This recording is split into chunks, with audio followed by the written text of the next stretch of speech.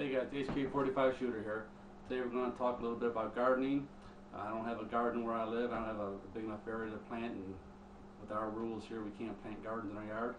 So I plant them in buckets, and I'm going to show you what I do with that. We are a little late in the season right now, but I got some plants given to me, so I'm going to go ahead and plant them and see what we can do with them. So let me take you through the steps. Alright guys, first we're going to start with a 5-gallon bucket. Doesn't matter where you get it from. The first thing you want to do is you want to wash out some soap and water to get any residue out that's from manufacturing. Okay, so you're going to start out with some hot water, a little bit of dish soap. Hot water is going to loosen up any of the oils that are left in there. So I'll put a little bit of that in there. Then we're going to wash it out with a dish rag. So that should be enough. So just splash around there, make sure you get all the sides and the bottoms and everything. You don't want any of the oils and stuff going to seep into your plants. So I'll just give it a quick wipe down, like so.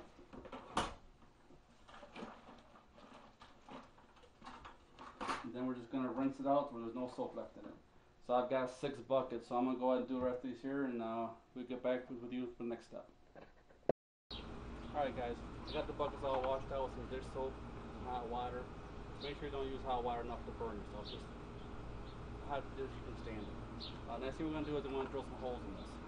What I use a 3/16" bit, and I put about 4 or 5 holes in it. Some people put them in the bottom.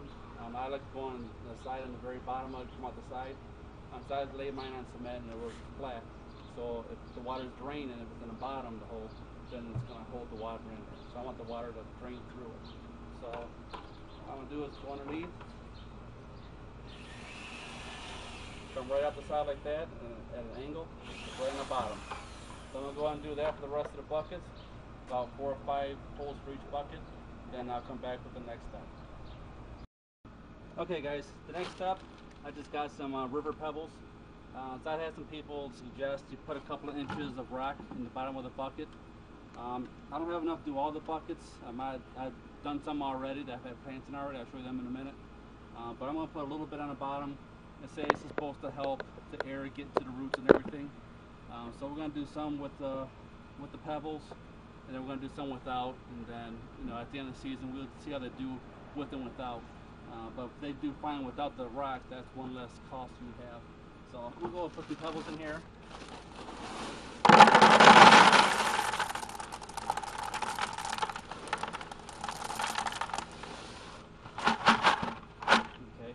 About that much there just to cover the bottom up.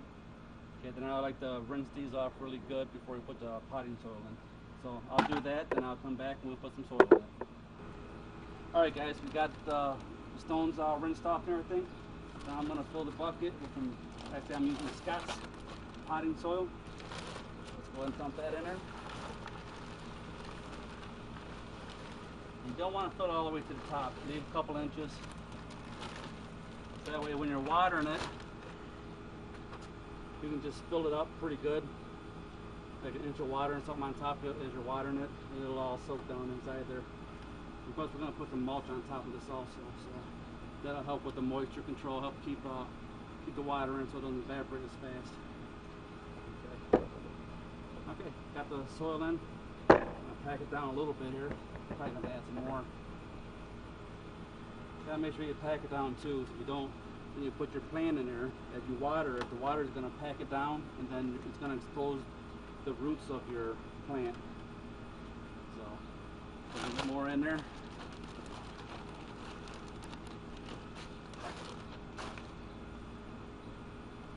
Break up the big pieces here. Okay, that'll do it. Okay, let me go grab the plant, and then we'll plant the tomato plant in there. Okay. Alright guys, next thing we're going to plant our tomato plant in here. So you want to dig out your hole right in the middle. Now make sure you get it deep enough.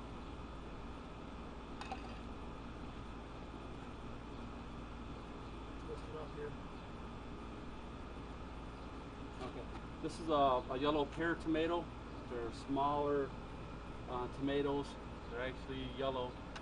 They're less acid than their regular red tomatoes. So all I like to do is dig your hole big enough. The roots are all the way down in the hole, and you're actually burying part of the stem on top. That's going to give it a little extra strength from the wind blowing it around and stuff. And it's supposed to also help promote better root growth. Okay, so we got that planted. Now we're just going to we're going to put some mulch on top of this. Okay. Right here I just got cypress mulch blend. We're going to put some of this here on top here.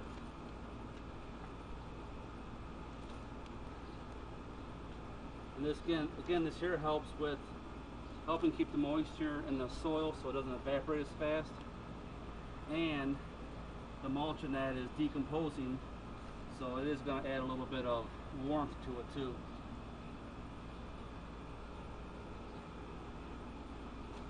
Okay, we got that on. Let's put our gentle shower on so we're not destroying the plant before it gets a chance to grow. Another thing with the mulch too is it helps when you're watering it.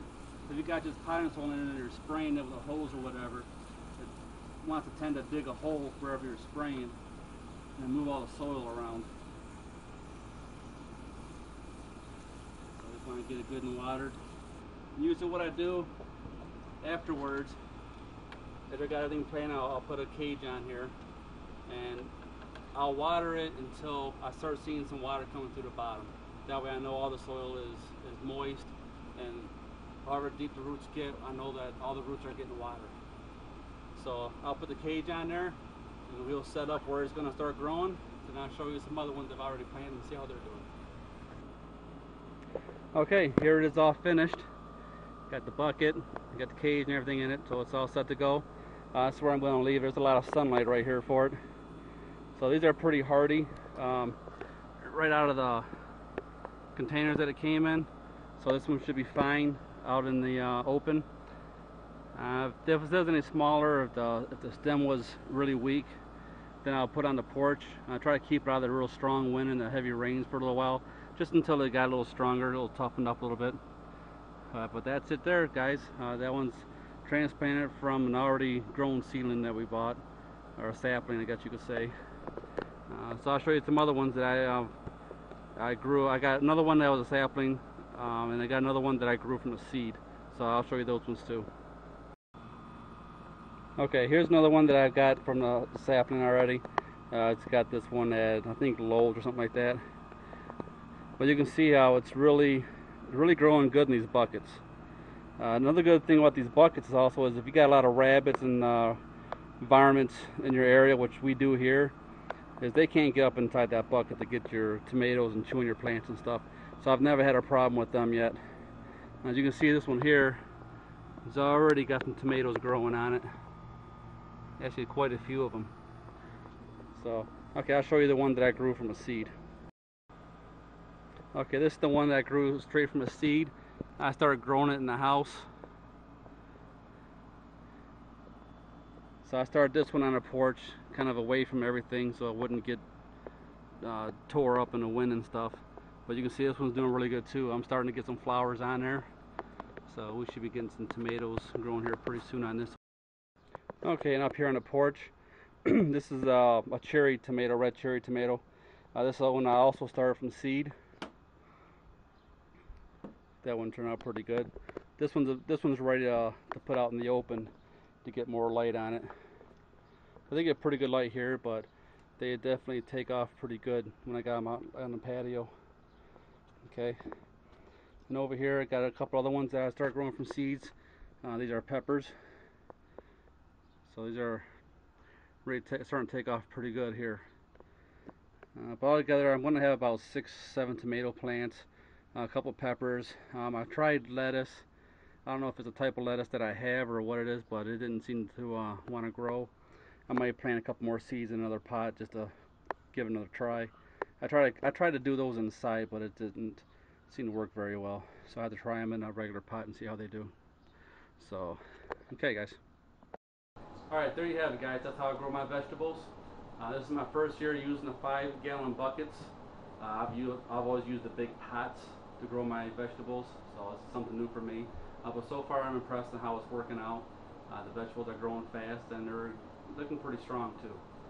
So if you're in an area, you get an apartment, condo, trailer park, whatever it is that they won't allow you to plant a garden in the lawn, then this is an easy way of doing it. It doesn't take up any space, so limited space, it's easy to do.